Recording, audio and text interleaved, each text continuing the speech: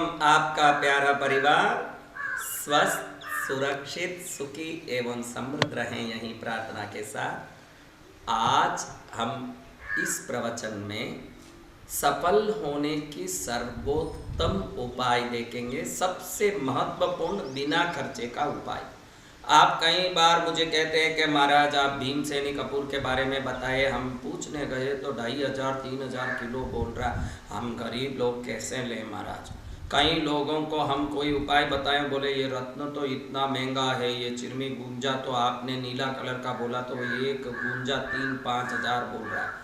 आज जो मैं बता रहा हूँ आपको उपाय, इसमें हींग लगेगी न फटकरी, जरूर मिलेगा सफलता। आप ये ध्यान रखिएगा कि मैंने बताया कि आप किसी भी प्रकार से जीवन में मनोवांछित फल चाहते हैं।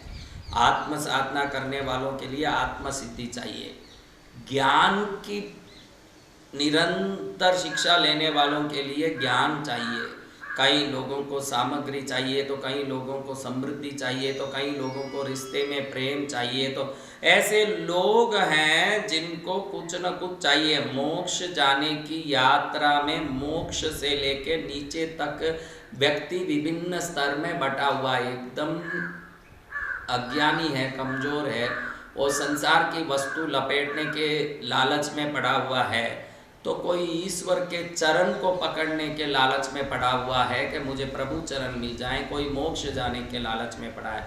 मैंने पहले के प्रवचनों में बताया कि अगर आप कोई भी सफलता चाहते हैं तो आप में कुछ योग्यताएं तो समान रूप से सब में होना चाहिए। भले वो धन बटोरने के चक्कर में पड़ा हो कि ईश्वर को पाने के चक्कर में पड़ा हो, मोक्ष जाने से लेके सांसारिक साधनों को एकत्रित करने के सभी मार्ग पथ के यात्रियों के लिए कुछ योग्यताएं समान रूप से चाहिए। उसमें कोई चोर के लिए भी जो योग्यताएं चाहिए वो भक्त में भी चाहिए। ध्यान रखिएगा। अब आप देखेंगे कि चोर, देखो आप एक ताले को खोलने में पड़ा है तो उसके पास समय बहुत कम रहता है, क्यों कोई देख न लें, कोई पुलिस ना आ जाए, कोई आसपास गली से कोई लोग निकल न जाए, तो गली के अंदर अंधेरे में खड़के जब ताले पर चाबी डाल के खोलने की चक्कर में लगा रहता है, तो उस चक्कर में उसको उस ताले में जो चाबी का खड्डा है उस खड्डे के सिवाय कुछ नहीं दिखता है। उस घोर अंधेरे में भी वो बराबर उस खड्डे को देख के कुछ न कुछ उसके पास से लाई हुई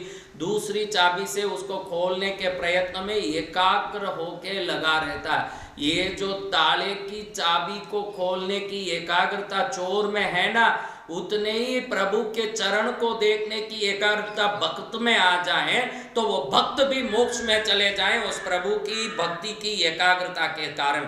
इसलिए ये नहीं कह सकते कि मेरे को चोर के अंदर जो गुण है वो मुझे नहीं चाहिए महाराज, वो तो चोरों के गुण है।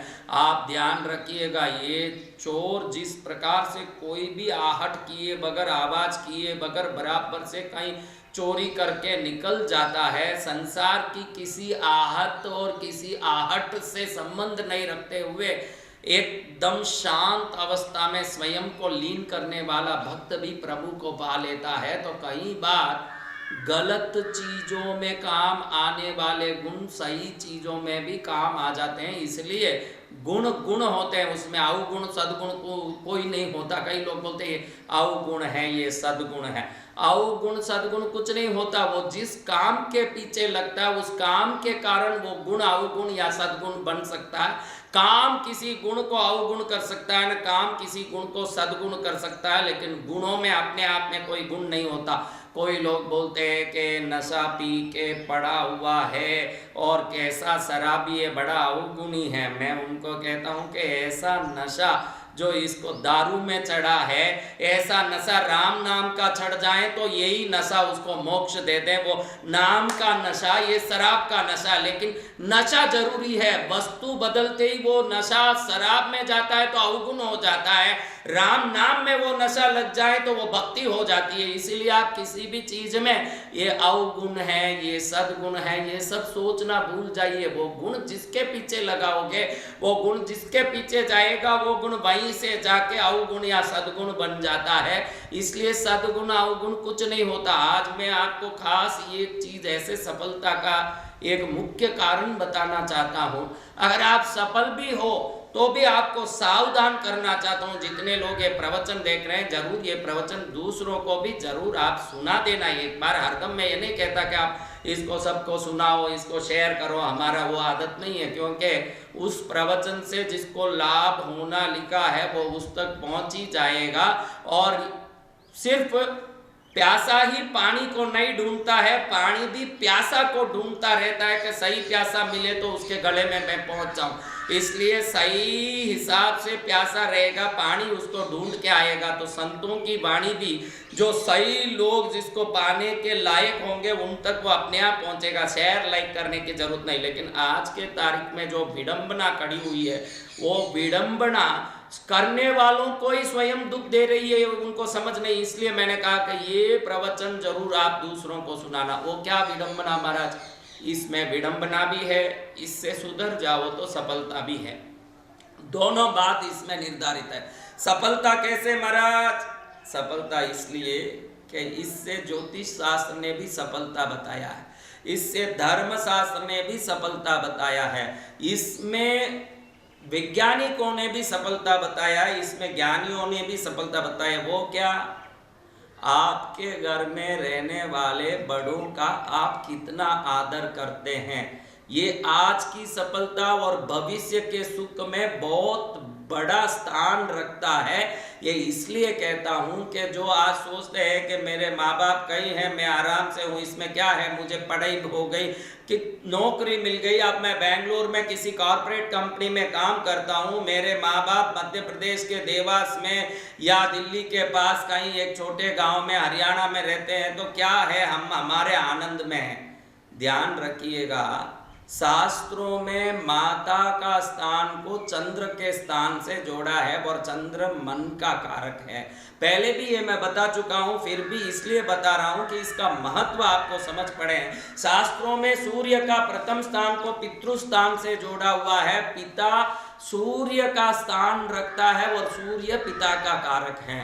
अब जो पिता को इज्जत नहीं देते, समझते हैं कि खड़ूस बुढ़ा कुछ समझता नहीं है, पुराना आदमी है, परेशान करता रहता है, वो भविष्य में बूढ़े होके जरूर परेशान होंगे। क्योंकि इस प्रकार से पिता का अपमान करने से उनकी कुंडली में सूर्य का स्थान कमजोर पड़ता है, और जब सूर्य कमजोर पड़ेगा तो रोग खड़ा करेगा, अपमान खड़ा करेगा, बिना काम की परेशानी खड़ा करेगा। हमारे धर्मशास्त्रों में माता पिता की सेवा करना चाहिए। सिर्फ वो माता पिता को सेवा मिले इसलिए मात्र नहीं कहा गया है। माता पिता की सेवा से ही आपके जन्म कुंडली में सूर्य चंद्र मजबूत बनेंगे, और सूर्य चंद्र के मजबूती के बगैर मन और शरीर की मजबूती संभव नहीं है। क्योंकि आत्मा को तो आपने देखा ही नहीं है। आप जहां तक उस चीज को देखे हैं तो वो है शरीर और मन। आप मन को समझते हैं जो आपको कितना भटकाता है, आप शरीर को देखते हैं जो आप कितने भी अच्छे बादाम के हलवे को डालने के बाद भी बीमारी खड़ा कर देता है, और पाउडर साबुन लगाने के बाद भी कई खुजली खड़ा कर देता है। तो ये दोनों हमारे वश में ही नहीं है। कई लोग सोचते हैं मन को वश में करूं, कई लोग बोलते हैं महाराज ध्यान में बैठता हूं तो मन टिकता ही नहीं है, कई लोग बोलते हैं शरीर का इतना ध्यान रखने के बाद भी घड़ी घड़ी बीमारी आ जाती है महाराज, बुखार आ जाता है, कोई ना कोई सर्दी लग जाती है, परेशानी होती है। अब ये दोनों चीज़ों का व्यक्ति जितना ध्यान रखता है उतना किसी का नहीं रखता। पत्नी बच्चों का बाद में रखता है, खुद के शरीर का पहले रखता है। इतना रखने के बाद भी वो इतनी गोलियां क्यों लेता है, इतने प्रकार के परेशानियों में क्यों आता है, और मन के पीछे पड़े रहने के बाद भी ये मन जो मांगता है वो देता है। मन बोलता चलो पानी पूरी के दुकान में, तुरंत वहां पहुंच जाता है। मन बोलता चलो कश्मीर फाइल्स देखना है तो तुरंत कश्मीर फाइल्स देखने के लिए वहां पहुंच जाता है। मन कहता है कि चलो सर्कस आया है देख के आते हैं, सर्कस सिनेमा हॉल कहीं भी पहुंचता है, ये मन पहुंचाता है हमको। उसके बाद भी हमको तृप्ति क्यों नहीं मिलती? क्योंकि आपने देखा होगा कि समुद्र में अमावस पूर्णिमा को बहुत बड़े उछाल आते हैं। पिछले 4 प्रवचन पहले भी वो बात हमने किया था। वो उछाल चंद्र के किरणों की एकदम अधिक होना या चंद्र का किरण बिल्कुल ना होना, दोनों कारण। अमावस में उछाल इसलिए आता है समुद्र के तरंगों में कि उस दिन चंद्र बिल्कुल नहीं है, ना जीरो स्टेट में है। और पूनम को इसलिए आता है कि उस दिन 16 कलाओं से चंद्र बहुत उग्र है, तो उसकी ये जो ग्रेविटी फोर्स है चंद्र के किरणों की, वो ऐसे लहरों पर पड़ के उसको उछाल उछाल के मारती है। ऐसे चंद्र का किरण किसी भी प्रकार से आदमी को दुख दे सकता है, परेशान कर सकता है। डॉक्टर लोग कहते हैं कि अमावस निकल जाएगा तो शायद पेशेंट बच सकता है। अमावस क्यों निकलना महाराज, आप तो डॉक्टर हो, आप तो मेडिकल साइंस पढ़े हुए हो, आपको अमावस से क्या लेना देना। शरीर पर, मन पर चंद्र किरणों से होने वाले असर को डॉक्टर भी मानते हैं कि चंद्र किरण नहीं होगा तो शरीर पर से ग्रेविटी फोर्स का असर कम पड़ जाएगा, तो अंदर से आत्मा निकल के बाहर जा सकता है। तो ये चंद्र को मजबूत करने, सूर्य को मजबूत करने का सबसे बड़ा असरदार उपाय है। चंद्र के स्थान में घर में रहने वाली माँ, हमको जन्म दी हुई माँ, सूर्य के स्थान में हमारे घर में रहने वाले पिता, इन दोनों का आदर, सत्कार और प्रेम भाव से सेवा, ये तीन चीजें जरूर अपने जीवन में सर्वोत्तम मंगल ला सकता। अभी कई लोग बोलेंगे अरे महाराज आप कहते हैं सब ठीक है, लेकिन धर्म नहीं कहा है कि गलत काम गलत होता है। तो मेरे पिता गलत काम करते हैं, मेरे पिता गलत है, मेरे पिता तो दारू पीते हैं, कई गलत स्त्रियों का संबंध रखे हुए हैं, मेरे पिता सिगरेट पीते हैं, मेरे पिता झूठ बोलते हैं, मेरे पिता ने ठग के पैसा इकट्ठा कर दिया, अब उनका मैं कैसे सेवा करूं, मेरा मन नहीं मानता। ऐसे कई युवा वर्ग मेरे पास लॉजिक की बात करती है कि मेरे पिता ने जो गलत काम किया, मेरी माँ ने जो गलत कर दिया, अब हमको उनको देखते ही घृणा होता है, नफरत होता है, अब उनसे हम बात नहीं कर सकते। उन सब के लिए मैं एक चीज़ सदा समझाता आया हूँ, आज आपको भी समझाता हूँ। अब देखिएगा, हम जन्म लिए तब से हमारा आँख जन्म से ही हमारे साथ है। जैसे जैसे बड़े हुए आँख का पावर कम पड़ा, जैसे ही आँख का पावर कम पड़ा हमने चश्मा पहना। अब समझिए कि भाई पावर और बढ़ गया, थोड़ा दिन गया पावर और बढ़ गया। अब पावर और बढ़ गया, आँख खराब हो गया, तो अब रिपेयरी चश्मे की होगी कि आँख की होगी, बताइए। रिपेयरी चश्मे की होगी कि आँख की होगी। अब पावर बढ़ गया, पावर तो आँख में बढ़ा, लेकिन रिपेयरी चश्मे की होगी। ये लॉजिक को पकड़ के ही सबको चलना है कि आँख में गड़बड़ी हुई तो भी रिपेयरी चश्मे की होगी। आँख पहले आई, चश्मा बाद में आया। जब भी आँख में खराबी हुई, आँख की रिपेयरी नहीं चश्मे की रिपेयरी होती है। वैसे ही माँ बाप आँख की तरह हैं। माँ बाप कैसे हैं उसका कर्म वो भुगतेंगे। आप माँ बाप की परीक्षा लेने की ताकत नहीं रखते, और आप परीक्षा लेने वाले आप कौन होते हो? हर एक के कर्म का भुगतान वो करेंगे। किसी को बुखार आ गया तो 96 से ज़्यादा हद 100 हो गया, और किसी को टेम्परेचर नॉर्मल है, अगर 2 डिग्री ये वो परिवर्तित कर लें तो दोनों को बुखार कम रहेगा। भाई इसको बुखार नहीं था, 2 डिग्री ले लिया, कोई फर्क नहीं पड़े, उसके कम पड़ने से बुखार उतर जाएगा। लेकिन 2 डिग्री बुखार भी हम एक दूसरे में ट्रांसफर नहीं कर सकते, तो उसके कर्म की बात हम करके क्या फायदे में आएंगे? हमारे लिए हमारे माँ बाप की सेवा से हमारी जन्म कुंडली में चंद्र और सूर्य मजबूत रहेंगे, अगर शास्त्र ये कहता है तो। और गुणी माँ बाप की सेवा तो सब करेंगे, उसमें क्या बड़ा, बहुत बड़ा एहसान कर दिया भाई, बहुत बड़े हरिश्चंद्र जैसे बाप मिल गए, तारामती जैसे माँ मिल गई, तो वो बच्चा तो उनकी सेवा करेगा ही।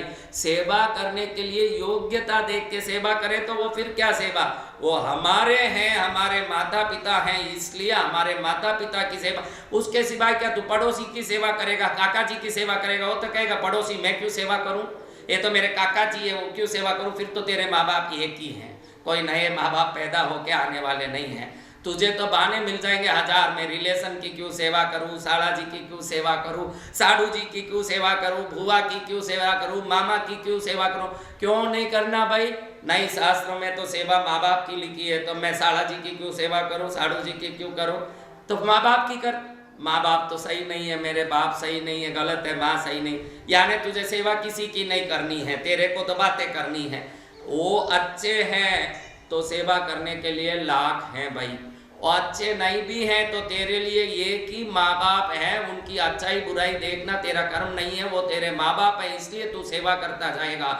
उनके अवगुणों का फल वो भुगतेंगे, तेरे सेवा का फल तेरे जीवन में बहुत बड़ा उठ के आएगा। तू अपना फल पाने के लिए सेवा करते रहे।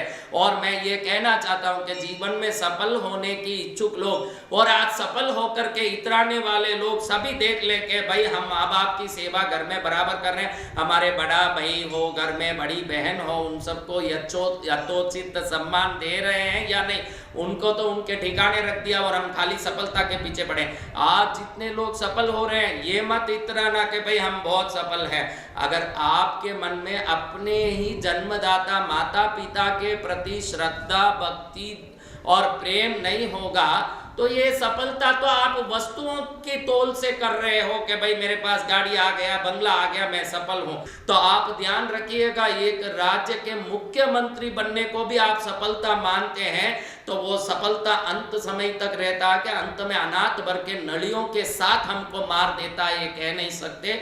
इसलिए आज की सफलता से इतराना मत। अगर माँ बाप का आशीर्वाद होगा, माता पिता की कृपा होगी तो जरूर जीवन में कुछ न कुछ एक वो सेवा का असर आएगा और सेवा करने वाले को सेवा की शक्ति आरोग्य के रूप में, यश के रूप में, उनकी कार्य सिद्धि के रूप में निश्चित प्रकट होते ही रहेगा। क्योंकि कुछ अदृश्य चीजें ऐसी है जैसे हवा की तरह, आज तक हमने हवा को देखा ही नहीं है। कोई नहीं बोल सकता कि मैंने हवा को इस रूप में देखा, लेकिन बिना हवा के हम जिंदे ही नहीं रह सकते। थोड़ा भी हवा रुक गया तो हम भी रुक गए। ओम शांति, यमराज ले जाएंगे। हवा रुकना यानी यहाँ से विसर्जित होना। इसलिए नई दिखने वाली हवा में जितनी ताकत है वैसे ही नई दिखने वाली कई इस दुनिया में चीजें हैं जो काम करती है। सेवा वैसी ही है जिसका असर किसी को दिखता नहीं। आज की नई पीढ़ी कहती है ये सेवा में क्या पड़ा, ये दान में क्या पड़ा,